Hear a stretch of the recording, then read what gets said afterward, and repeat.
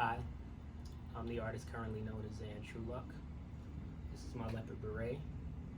This is my dashiki. And this is what got Tamir Rice killed. And this is my painting, 1 Peter 5:8. I decided I wanted to talk about My artwork in a framework that's easily digestible across the whole series. So that framework is basically in 3 parts. The time period of the piece, the influences within the piece, and then also the period of my artwork and the style and details within that. So when we talk about the time period of the piece, obviously what I said in the intro of the video, this is the type of thing that got Tamir Rice killed. So Tamir Rice's death was the biggest thing in that time period to me that needed to be represented in art.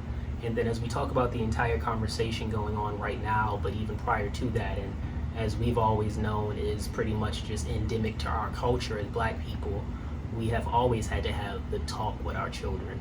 Respectability politics, things that they can go through and how they should move in the way that they're moving in the world when they go through certain situations with people that are non-Black, because there's always a risk of them not coming home to us that day. And when you think about just the innocence of a child and how early they have to have that conversation of, hey mommy, why am I seeing a news media footage nonstop with just Black boys being killed? Why are they killing us, mommy? What makes me so bad because I'm just a different color? So how early do you have those conversations with children, and how do they begin to conceptualize and contextualize the world around them under this umbrella? So the young man I have here, and we'll get into why he's here, but or who that individual is, excuse me, but that young man is sitting here looking out the window, and this is where we'll get into more of the influences in a similar pose to what Uncle X was doing when he was in Elmhurst, Queens, awaiting the assassination, awaiting his death. So when you have a child that is forced to that type of adult understanding of life and death at such a young age, and has to think about, I don't know when I could be killed. So I paired that Malcolm X image with the Bible verse, as much of my work is influenced by both the Bible and hip hop. So the last piece we talked about was about Nas's work that was an influence, or his album, and this one, 1 Peter 5:8, is based off of the Bible verse, be sober, be vigilant, for your adversary the devil, as a roaring lion, walketh about seeking whom he may devour. So that thought in and of itself, the imagery is so vivid, and it is very clear who your opposition is, or the ops as the kids call them nowadays, but knowing very clearly you have an adversary and he is stalking about and walking about seeking whom he may devour. So whereas some people have certain monikers for police officers, if we're going to anthropomorphize them as animals, I think I would use a lion instead of a pig, because they are truly preying on us as Black people right now. So that verse was so weighty to me, and the idea of just trying to me to even make sense of what's happening with Tamir at that time frame, and why is this happening to our Black children. I had the talk before, but just seems so senseless in every. I mean, you look at Emmett Till, you have Trayvon in that time period. Obviously, a big gap between the two of them, but in the time period to which I'm referring being Tamir Rice's time period. So just 2 years later, you get Tamir after Trayvon. You had Jordan Davis, who was killed for playing his music too loud in his car. Just so much Black youth being washed and wiped off of this earth for absolutely no purpose whatsoever. And then how do you have that conversation with your children and explain to them that it is no longer 1963 and they're not the 4 little girls getting burned in the church in Birmingham, but it basically is the same time frame. Nothing's changed. So bring that to present day, and how many families right now are going to have the conversation with their children about why they're seeing a police officer kneeling on the neck of a Black man in the middle of the street for 9 minutes while that man cries for his mom. Infantile. He became a child and cried out for his mama. And this is what we're telling our kids about right now. You were mama, you were daddy, having a conversation with them about how they may not make it home. That woman's son did not make it home. And this is the type of America that we continue to deal with. I don't even completely feel comfortable moving to the next part of the framework that I mentioned earlier, because quite honestly, it just seems so trivial to talk about the technical proficiency and detail in my work when just the concept is so hard. And I think that's something that I deal with most of my artwork. Is I love the amount of effort I put into everything. I love the details that I get caught up in, but then when I zoom out, it's a constant reminder. And I choose to look at that as a reminder to continue to push forward, rather than a reminder of the scariness that's out there in the world, rather than a reminder of the fact that we still have a long way to go to be liberated as a people. So when I'm sitting down and laying the details into my artwork, I try to look at it as I'm laying details and a strategy and a plan to have a conversation about how we liberate ourselves.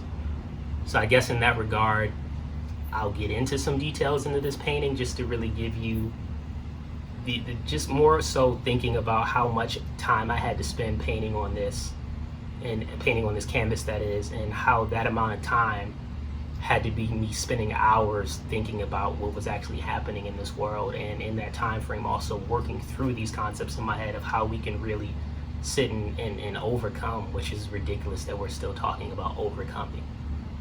So from a detail standpoint, again, 1 Peter 5:8 is the Bible verse that I drew on for this piece. So I actually hid the verse 1 Peter 5:8 within the logo of the gun.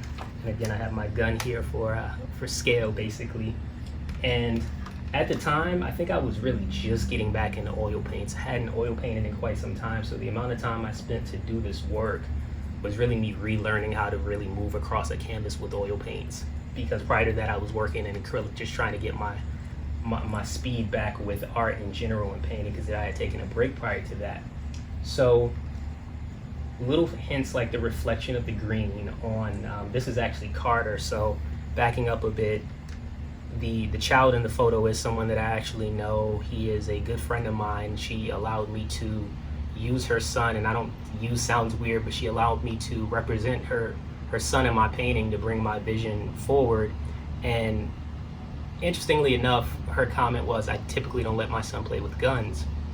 And the same thing was what was happening with me when I was a kid. My mom didn't allow me to play with guns. I couldn't have toy guns in the house because, one, I could end up like a Tamir Rice. The cops could mistake my playful cheer, my childish just nature in general, and the fact that I was just innocent, and mistake innocence because blackness equates to fear for them, and fear me as a meager 12-year-old with a toy gun. So Maya also didn't let Carter play with guns, but she was willing to support my vision, and I'm deeply thankful for that. With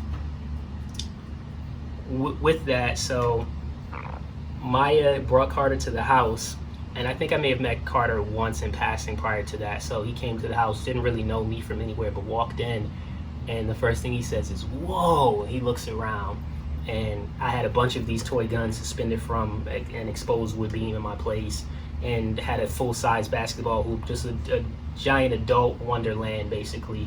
And I tend to live and one day I'll take you all to my studio, but I tend to live out my childhood as an adult when I'm in my creative process. So that space was for me to create, and when that young man walked in and he was so blown away, his mom said something that was so simple to me, but then it resonated so deeply, and she said, "Carter, yeah, if you do good and you go to school and you get a good job, you can have a bunch of stuff like this just like Zan." And it just swept me and knocked me down to the floor emotionally, because I thought about the whole point of this piece is that this child's ability to do that, or whatever his desires and dreams may have looked like, were cut completely short for something like this. And when you have a people who can't even play with a toy gun, who many of us can't even arm ourselves, because disproportionately an armament in the standpoint of the Second Amendment right to bear arms, we can't do that because disproportionately we're jailed and given felonies and never able to procure a gun under our rights. And then you have all of these things where they just, I live in Texas. I own sidearms, or excuse me, I own firearms, and if I'm riding with my firearm in my car under the legal rights of the state of Texas and I'm stopped by a police officer, I'm probably not making it home that night. So again, multi-layered concepts here, really hard stuff to deal with, but really necessary because this is the world in which we live, and this is what it's like daily to be the artist formerly known as Zan Truluck, the little girl known as Brianna, the little boy known as Jamal. I don't want to really oversaturate it as if it's a standpoint of I'm just making up black names, but you can name anyone that you may know, and this is what it's like for us. These are the talks we have to have. This is our black reality. So I am the artist formerly known as Zan Truluck, currently known, but I'm thinking about a name change. And this is my painting, 1 Peter 5:8.